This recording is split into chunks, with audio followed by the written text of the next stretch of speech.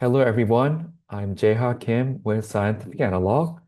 In this video, I'd like to introduce EQCHECK, a model versus circuit equivalence checker. This presentation is based on the application note with the same title.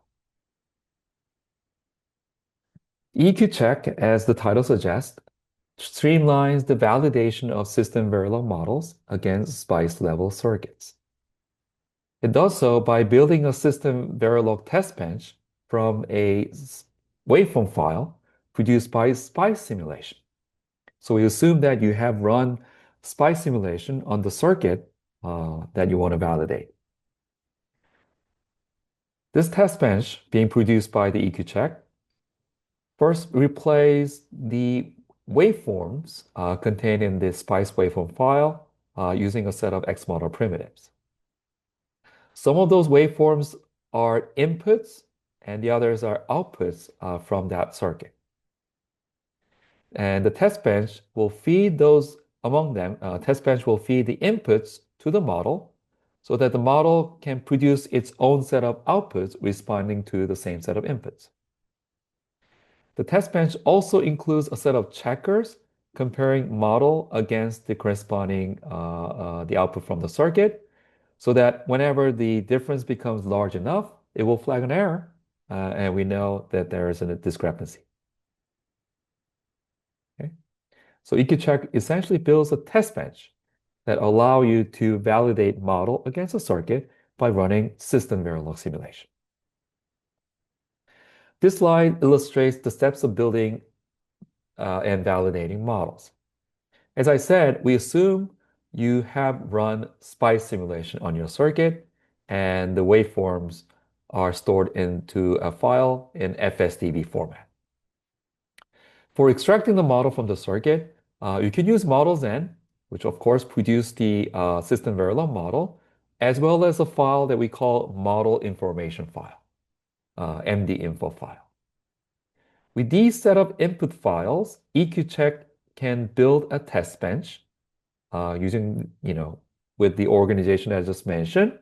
And the next step is to run the system Verilog simulation with X model, which will produce the waveform file, containing the both outputs from circuit and models, and the logs from the set of checkers.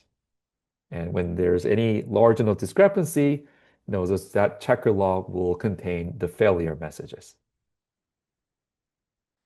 To demonstrate EQCheck, I'm going to use an example from one of our tutorial titled Modeling and Simulation of A to D Converters in X Model, which is essentially an 8-bit pipeline ADC. It is made of a sampling hole stage and a set of 8 unit stages connected in series and a digital combiner to produce the final 8-bit output. Okay.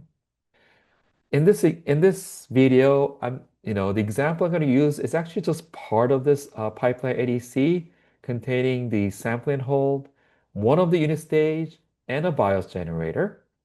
And the reason I just take the part of it is because this selection produces digital as well as analog output, whereas the whole ADC just produced the digital outputs only. So I thought this would be more interesting without making the example too complicated. So there is an example package that you can download from the web page where you downloaded this application note. And when you untar it, you'll find a folder named EQCheck_ext. To give you a little bit of background on the example, we're gonna, generate model and do the validation. This slide is actually taken from the tutorial that I just mentioned. So the key block is the 1.5-bit unit stage of a pipeline ADC. And this stage essentially take an analog voltage V in, first digitize that into 3 levels. That still takes 2 bits, but we only use three possible outputs of 3 possible values. So that's 1.5 bit. And the rest of the circuit will produce what's called residual voltage, VRAS, which is propagated to the next unit stage. To take a closer look, the first ADC will compare V in against 2 thresholds minus VFS over 4 and the plus VFS over 4. And as a result, the the digital output, the two digital output can take one of these three possible values, 0, 0, 0, 1, and 1, 0. And depending on this digital output value, the next stage, the sub-DAC, digital to analog converter, will produce the analog voltage we call VDAC, either minus VFS over 2, 0, or plus VFS over 2, which serve as the representative value, for its interval. Okay. And now the rest of the block is called the residue amplifier, which takes the difference between the sample input and the VDAC and multiply the result by a factor of 2. Okay. And then this VRES is fed into the next stage, which serve as the VM for that stage, and this process will continue. Okay. So this way, each stage will produce a 1.5 bit results uh, per clock cycle, and the digital combiner can collect all of that and produce the final 8-bit digital output. And the way this ADC init stage is typically implemented is into a set of two blocks. One is the sub ADC, the other is a new circuit called multiplying DAC. And in fact, this multiplying DAC is very interesting because it's a single stage, which is actually a switch capacitor circuit. You have a set of switches with capacitor around the differential operational transconductance amplifier that performs a lot of things, such as a sample and hold, digital to analog conversion, subtraction, as well as multiplication, all in one stage. So this is a very fascinating circuit. And if you want to know more on how this really works, please refer to the tutorial that I mentioned. All right, so let me move on to this, the Linux window. So you can use this command to uncompress the package, which creates a folder called EQCHECK underscore EX3. And within that folder, you'll find 4 subdirectories. One of them is spice underscore lib, which contains the spice model of the device being used in the circuit. The next one is a folder named spice, which contains the netlist file of the circuit we're going to simulate, ADC underscore unit stage, as well as the spice stack, in other words, the test bench for running the spice simulation on this circuit. Okay. We have two versions. One with the .sp extension is for H-spice simulation. The other one with the .scs extension is for Spectre simulation. So this package contains a makefile for running H-spice as well as Spectre.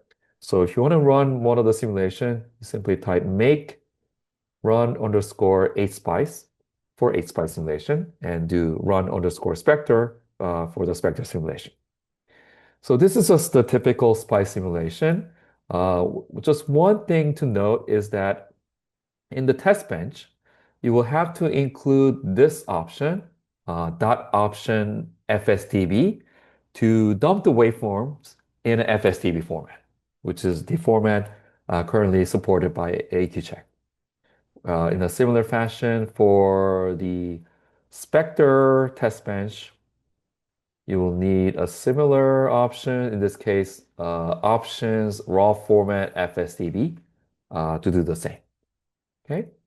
So to save time in this video, I'm just gonna use this FSTV waveform file that's pre-made, which is the result from this H-spice simulation.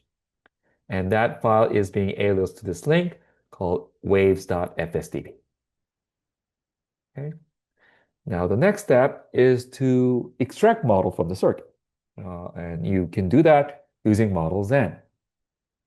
So you use a typical setup arguments to the models and to extract model from the circuit. And for the purpose of running EQCHECK, you just add one more option called dash dash MD info. And this directs models N to generate a model information file, the MD info file.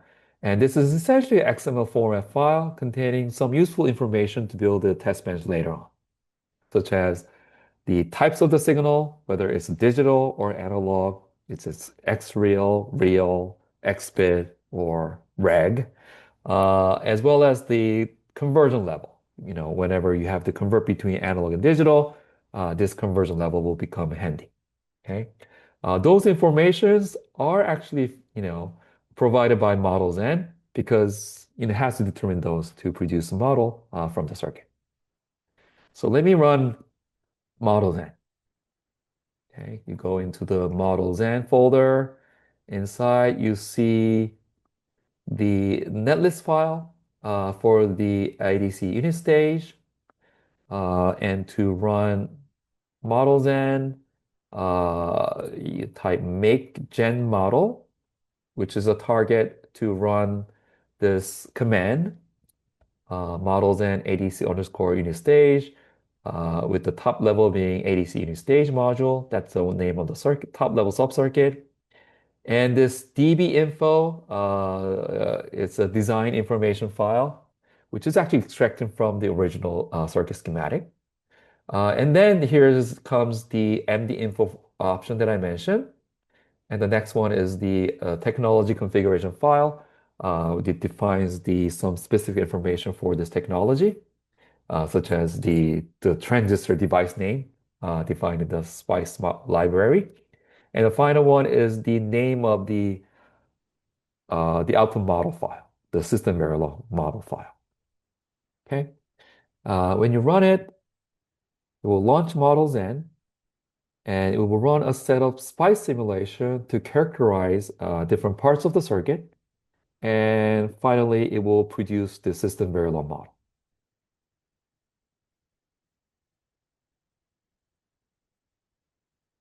Okay, done.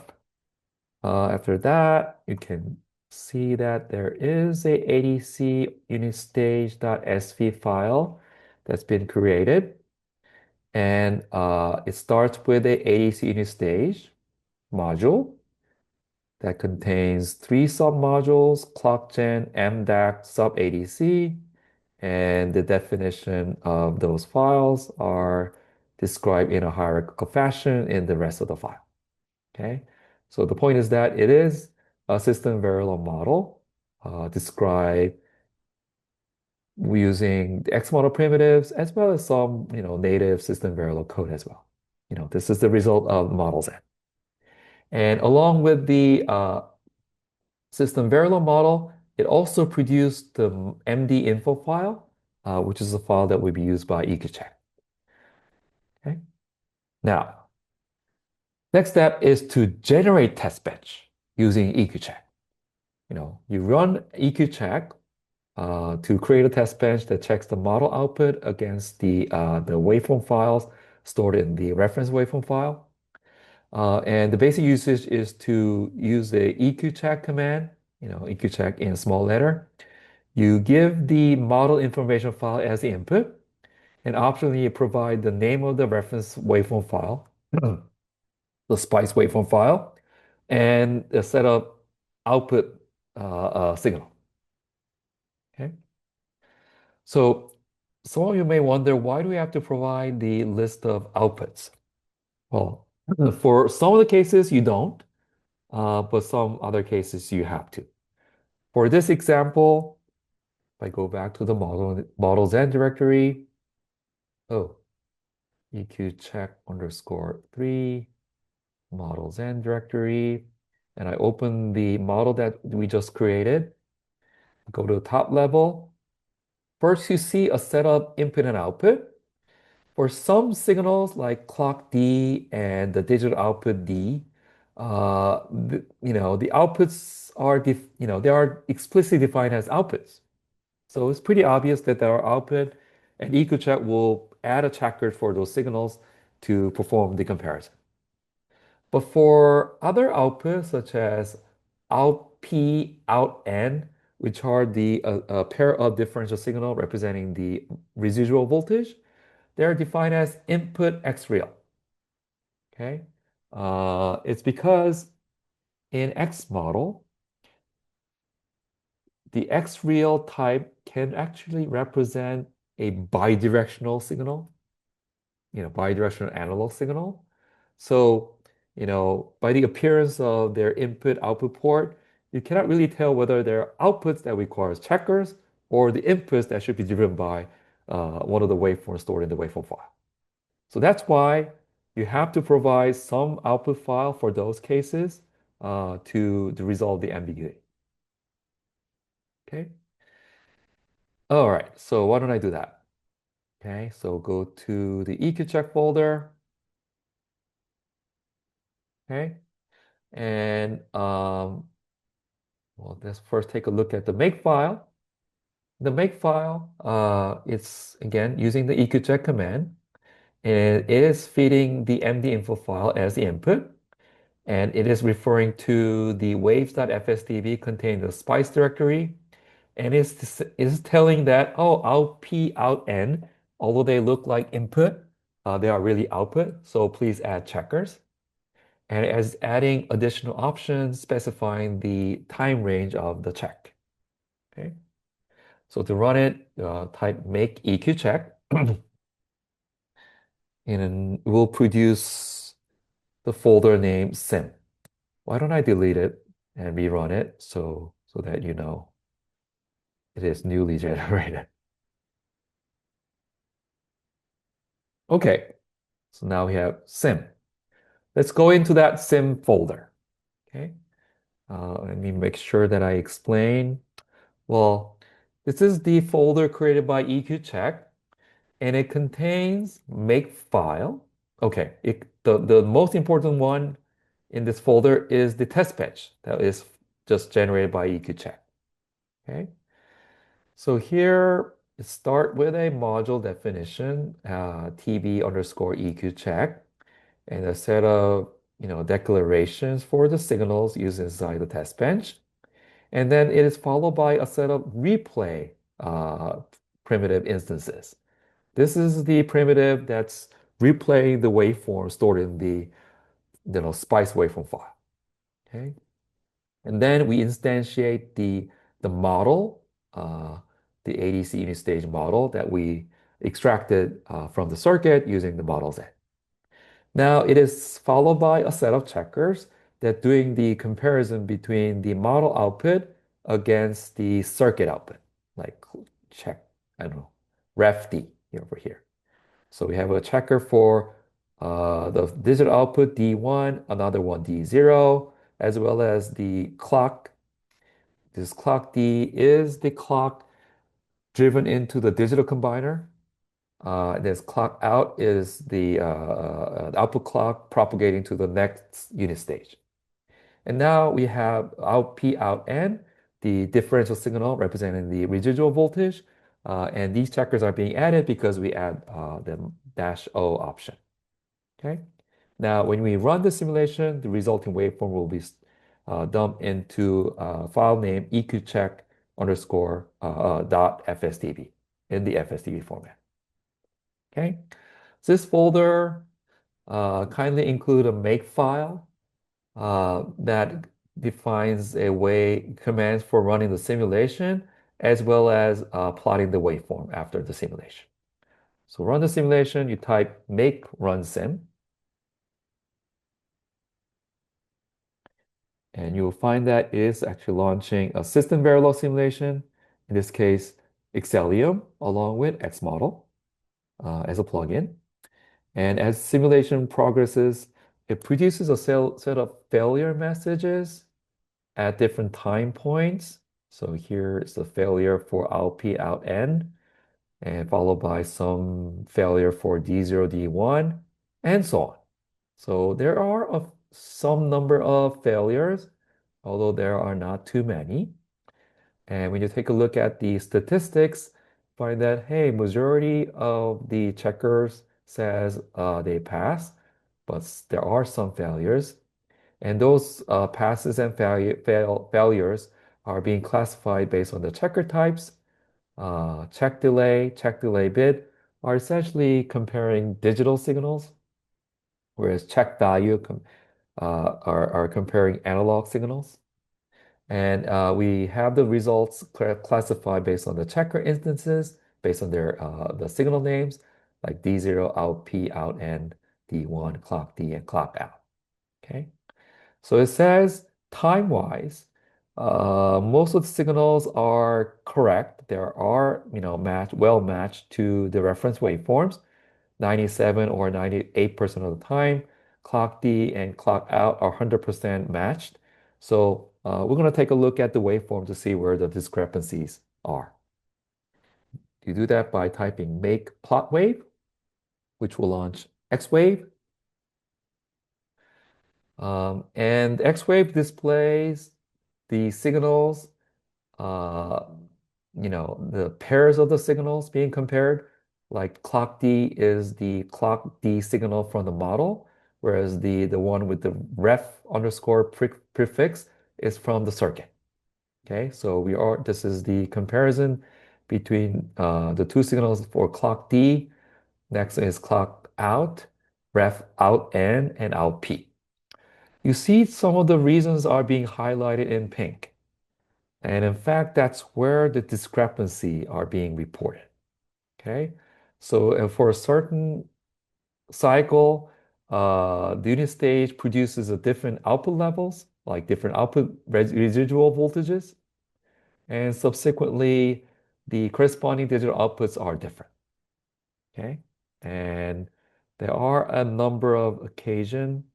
some number of occasion where the discrepancies are being reported. So the one question is are these discrepancy okay? Does that mean models are incorrect? Well, for this particular case, these discrepancies are actually expected. In other words, they're okay. So let me briefly explain where they come from. This is actually a feature of the pipeline ADC. Pipeline ADC is very cleverly built so that even when uh, the individual unit stage has some non-ideality, or in other words, producing some incorrect output, the overall pipeline ADC can still produce the correct output based on the redundancy. In other words, for example, let's say in a sub ADC, inside there will be a pair of comparator comparing the Vn against these thresholds. In the real circuit, those offset may not be exactly at minus Fs over 2 or plus Fs over 4, due to mismatches and uncertainties.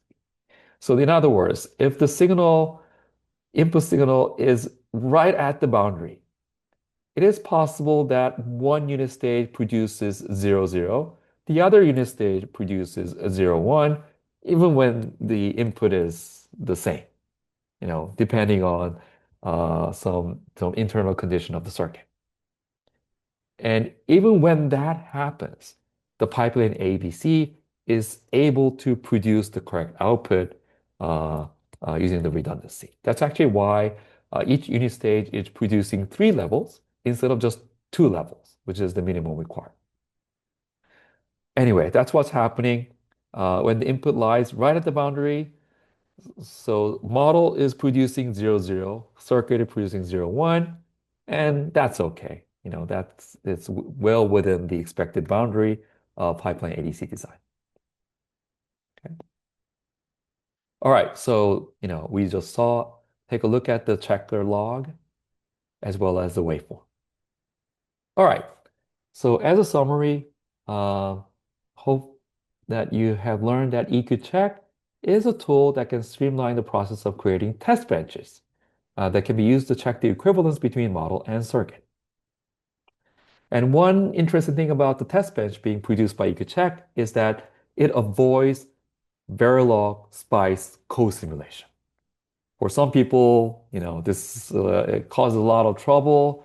Probably went into some of the some of the troubles, setting up the co-simulation and so on.